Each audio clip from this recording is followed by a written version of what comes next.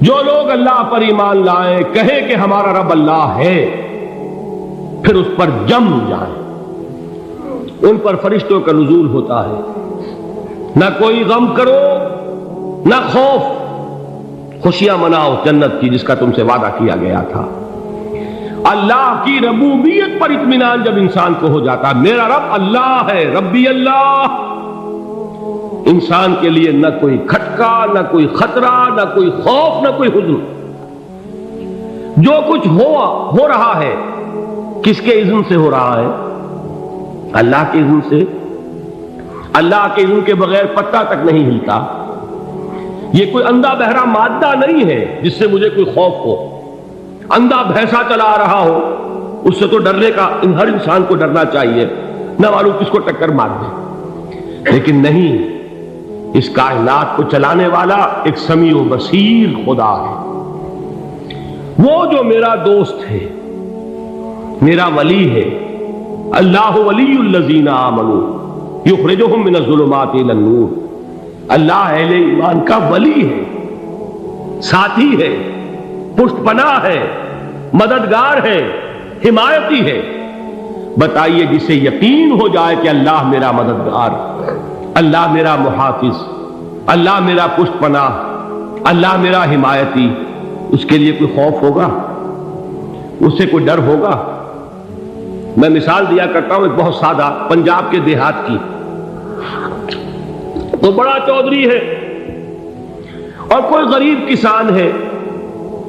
اس غریب کسان کے جانوروں کو ہر وقت اندیشہ ہوگا چوری کا، کوئی میری بھینس کھول کر نہ لے جائے، کوئی میرا بیل کھول کر نہ لے جائے۔ لیکن جس کے بارے میں یہ سب کو معلوم ہو کہ وہ جو بڑا چودھری ہے وہ اس کا دوست ہے، اس کی بچیا کو کوئی خوف ہوگا؟ اس کی بھینس پر کوئی ہاتھ ڈالے گا؟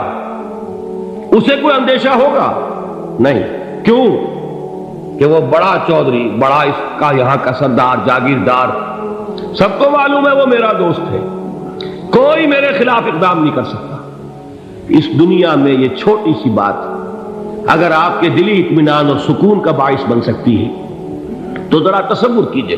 میں لفظ تصور استعمال کروں گا صرف اس لیے کہ اس کا ہم جس کو کہتے ہیں ادراک اور شعور کر نہیں سکتے، اگر کے ساتھ کر سکتے۔ اگر یقین ہو کہ اللہ میرا مددگار اور یقین ہو کہ اللہ ہر آن میرے ساتھ ہے، پھر کوئی خوف؟ کس کا خوف؟ کوئی شے اللہ سے بالا تر ہے؟ کوئی قوت اس سے زیادہ طاقتور ہے؟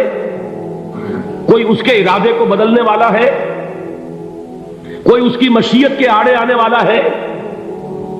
یہی بات ہے جو حضور نے فرمائی۔ یہ ایمان کا حاصل ہے لب لباب، کہ دیکھو اچھی طرح اس بات کو ذہن نشین کر لو، اگر تمام انسان مل کر تمہیں کوئی نقصان پہنچانا چاہے نہیں پہنچا سکتے، مگر جو کچھ اللہ نے لکھ دیا ہو، اور تمام انسان مل کر تمہیں کوئی نفع پہنچانا چاہے نہیں پہنچا سکتے، مگر وہ شے جو اللہ نے طے کر دی۔ آپ پھر میں کہوں گا ذرا طاری کیجئے، اسے فرض کیجئے، اسے سوچئے۔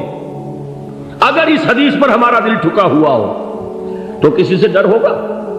یہ مجھے نقصان نہ پہنچا دے، یہ میری رپورٹ خراب نہ کر دے، یہ میری انکریمنٹ نہ رکوا دے، یہ میرا یہ نہ بگاڑ دے، یہ میرے یہ نقصان نہ پہنچا دے۔ اس کا ڈر، اس کا ڈر، اس کا خوف، اس کی خوشامد، اس کے لیے جا کر طرح طرح سے اپنی عزت نفس کو ذلیل کروانا اس کے سامنے، یہ سب کچھ کیوں کرتا ہے انسان؟ جب سمجھتا ہے کہ اس کے ہاتھ میں میرا کوئی نفع ہے، اس کے ہاتھ میں میرے لیے کوئی ضرر ہے، یہ مجھے کوئی غضب پہنچا سکتا ہے، یہ مجھے کوئی نقصان پہنچا سکتا ہے، یہ میرا کوئی کام بنا سکتا ہے، یہ میری کوئی ضرورت پوری کر سکتا ہے، اسی کا نام شرک ہے۔ جہاں آپ نے یہ سمجھا کہ غیر اللہ کے اندر کوئی طاقت موجود ہے، وہی شرک ہے۔ بتوں سے تجھ کو امید خدا سے نو امیدی، مجھے بتا تو صحیح اور کافری کیا ہے؟ شرک تو یہ ہے۔ جس پر بھی تمہیں یہ خیال ہے، کلمہ ہے یہ کلمہ سوم، لا حول ولا قوت الا باللہ، ذرا اس پر دل کو کبھی اگر آپ تصور کریں، پھر فرض کریں، دل ٹھک جائے اس پر، کوئی طاقت نہیں۔ یہی بات تھی جو شیخ عبد القادر جیلانی رحمۃ اللہ علیہ نے اپنی وصیت میں اپنے بچے سے کہی. 11ویں دینے والے ہیں، لیکن حضرت شیخ عبد القادر جیلانی کی وصیت اور تعلیمات کو کتنے لوگ ہیں کہ جانتے ہو؟ یہ جن مقامات تک پہنچے ہیں وہ کس چیز کی بدولت پہنچے؟ انہوں نے جو پیغام دیا وہ کیا تھا؟ اے میرے بچے، جس طریقے سے قرآن مجید میں حضرت لقمان کی نصیحتیں جو ہے نقل کر دی گئی ہیں، میں یہ عرض کروں گا بالفرض اگر قرآن حضرت عبد القادر جیلانی کے بعد نازل ہوا ہوتا تو شیخ عبد القادر کی یہ نصیحتیں بھی قرآن میں درج ہوتی.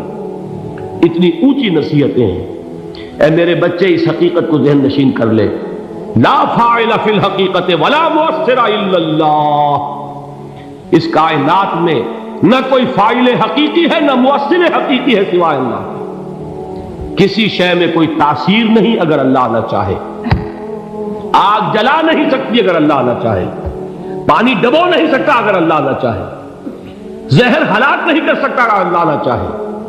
کوئی چیز فائدہ نہیں پہنچا سکتی اگر اللہ نہ چاہے. تو در در پہ کیوں سر جھکاتے ہو؟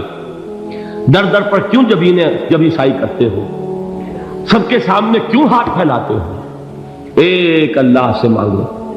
ایک اللہ کے سامنے زمین پر اپنی جبین رکھو. لا فاعل فی الحقیقت ولا مؤثر الا اللہ. نظر آتا ہے ہمیں کہ پانی پیاس بجھا دیتا ہے. پیاس بجھانے کی صلاحیت پانی میں نہیں ہے، اللہ کے اذن سے. کھانا بھوک مٹا دیتا ہے. بھوک مٹانے کی صلاحیت کھانے میں نہیں ہے، اذن رب میں. دیکھیے یہی یقین تھا.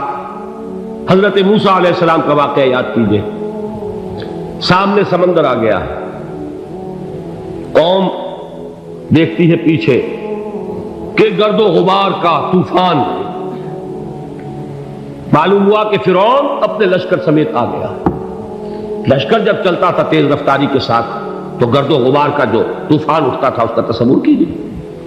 اور لمحہ بلمحہ وہ قریب آ رہا ہے. پوری قوم نے کیا کہا؟ اے موسیٰ انا لمدرکون. اے موسیٰ ہم کو پکڑے گئے. قرآن مجید نے تو یہاں وہ باتیں نہیں لکھی ہیں، لیکن تورات میں یہ درج ہے کہ بنی اسرائیل جھگڑنے لگے، دست و گریبان ہو گئے موسیٰ کے ساتھ. موسیٰ نے یہاں مروایا لا کر، اس سے تو ہم ہی بہتر تھے. وہاں کھانے کو ملتا تھا، زندگی تو تھی، بیگار ہم کر رہے تھے، موت تو نہیں تھی. اب جو کچھ ہوگا اس کا تصور کرو، جس طریقے سے ہمارے ٹکڑے اڑائے جائیں گے. تو لڑ رہے ہیں حضرت موسیٰ علیہ السلام سے. یہ تورات کی تفصیل ہے. قرآن میں صرف اتنا آیا ہے، پریشان ہو کر انہوں نے کہا انا لمدرکون. موسیٰ ہم کو پکڑے گئے. اس وقت موسیٰ کا جواب کیا ہے؟ کلا ان معی ربی سیہدین. نہیں، میرے ساتھ میرا رب ہے، وہ راستہ دے گا. بتائیے کہاں راستہ نظر آ رہا ہے؟ یہ ہے ایمان بالغیب. راستہ نظر نہ آئے تب اللہ پر یقین ایمان ہے. جیب میں پیسے ہوں اور تب دل کو اطمینان ہے تو ایمان کس پر ہوا؟ پیسے پر، اللہ پر نہیں. جب وسائل و ذرائع نہ ہو اور پھر یقین ہو کہ اللہ مسبب الاسباب ہے، وہ اسباب کا پابند نہیں ہے، وہ اسباب کا محتاج نہیں ہے، اسباب اس کے محتاج ہے. اگر یہ یقین ہے تو اللہ پر ایمان ہے. یہ نہیں ہے تو تمہارا ایمان اسباب پر ہے، وسائل پر ہے، ذرائع پر ہے، مادیات پر ہے، اللہ پر نہیں. اس وقت کہاں راستہ تھا؟ کوئی راستہ تھا؟ سمندر ہے اور ادھر سے لشکر آ گیا ہے. کلا ان معی ربی سیہدین. اب دیکھیے ایمان کہہ دینا آسان ہے، ہوا معکم اینما کنتم. جہاں کہیں بھی تم ہوتے ہو اللہ تمہارے ساتھ ہوتا ہے. لیکن اس کا یقین قائم ہو جائے تو زمین و آسمان کا فرق واقع ہو جائے. یہی بات ہوئی حضور کے ساتھ. غار ہے، چھپے ہوئے ہیں محمد رسول اللہ اور آپ کے وہ یار غار ابو بکر صدیق رضی اللہ تعالی عنہ. اقبال نے حضرت ابو بکر کی شان میں چند اشعار کہیں صرف، لیکن واقعہ یہ ہے کہ بھاری بھاری نظموں پر اور قصیدوں پر بھاری ہے. طویل ترین نظمیں اور قصیدے ہوں ان پر بھاری ہے. ہمتیں ابو بکر کی ہمت جو ہے کشت ملت را جو ابر، جیسے بارش سے کھیتی اپجتی ہے، ابو بکر کی ہمت اور عزیمت اس امت کو اسی طرح سینچنے والی ہے۔ ثانیے اسلام و غار و بدر و قبر، وہ دوسرے تھے اسلام میں، دوسرے پہلے کون تھے؟ انا اول المومنین، حضور فرماتے سب سے پہلا ایمان لانے والا میں، دوسرے ابو بکر۔ ویسے ہمارے ہاں یہ چلتا ہے اختلاف، حضرت علی پہلے ہیں کہ حضرت ابو بکر پہلے ہیں، لیکن اس میں بڑی خوبصورت تطبیق قائم کی ہے علماء نے، اور بہت صحیح ہے۔ چار کے بارے میں فیصلہ ہی مت کرو کہ کون پہلے، ان کی ایک عجیب تقسیم کر دی ہے۔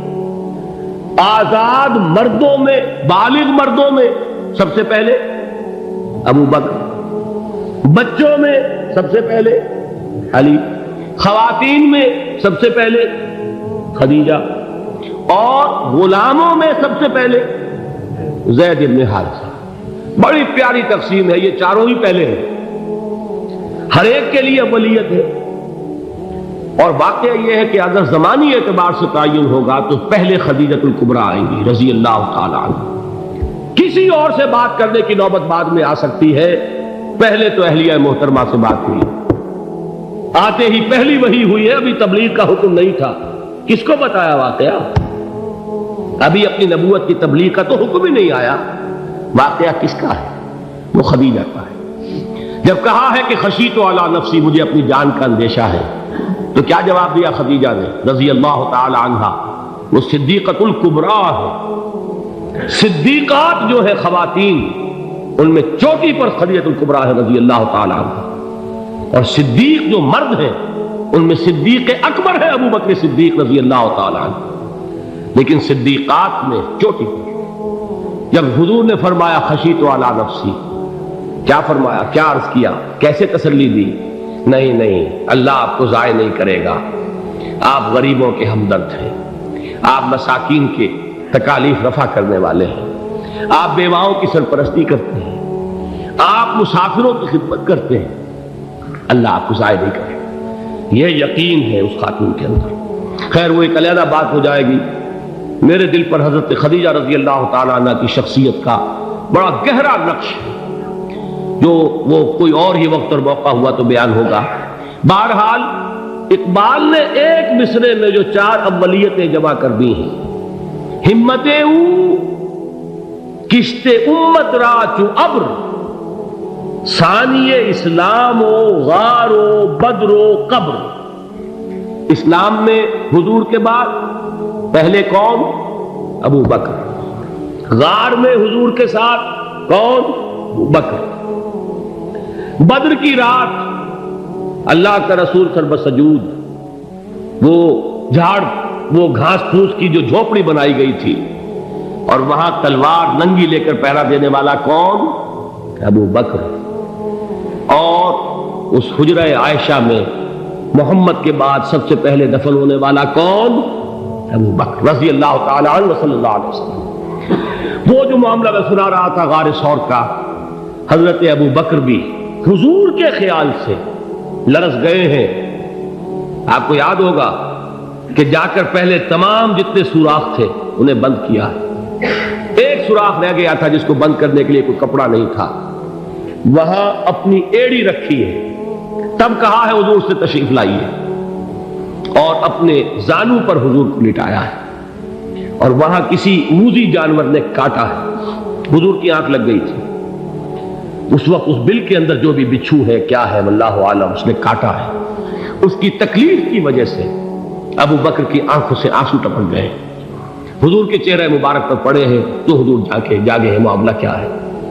ایڑی نہیں ہٹائی وہاں سے، مبادا وہ جانور وہاں سے نکل کر محمد الرسول اللہ کو کوئی گزن پہنچا دے، ابو بکر کی ایڑی ہے، جس طرح چاہے کھا لے، ختم کر دے، جان نکل جائے تب کوئی آنچ آئے، محمد پر تو آئے، لیکن جیتے جی نہیں۔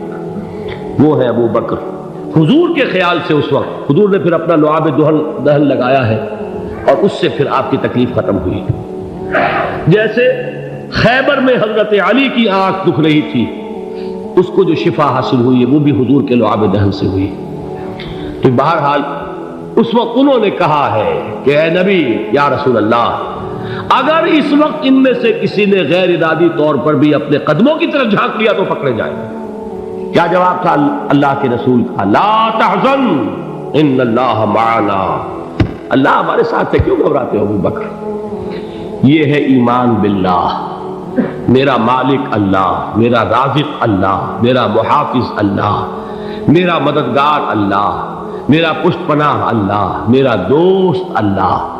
یہ دوستی ہے اللہ کی جو لب لباب ہے، حاصل ہے ایمان کا، اسی کا نام ولایت ہے۔ اولیاء اللہ کے سروں پر سینگ نہیں ہوتے، جس کے دل میں ایمان راسخ ہو چکا ہو وہی اللہ کا ولی ہے، جسے اللہ پر یقین ہو چکا ہے وہی اللہ کا ولی ہے، جسے یقین ہے اللہ میرے ساتھ ہے، میرا مددگار، میرا پشت پناہ، میرا ساتھی، میرا دوست، میرا محبوب، میرا محب۔ اللہ اہل ایمان سے محبت کرتا ہے۔ واللہ یحب الصادقین، ان اللہ یحب الذین یقاتلون فی سبیلہ صفا کانہم بنیان مرصوص۔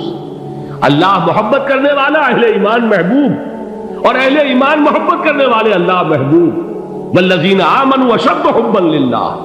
آپ تصور کیجئے جسے یہ رشتہ ایمان یا رشتہ ولایت حاصل ہو جائے، الا ان اولیاء اللہ لا خوف علیہم ولا هم یحزنون، آگاہ ہو جاؤ، اللہ کے دوستوں کے لیے نہ کوئی خوف ہے نہ کوئی حزن ہے۔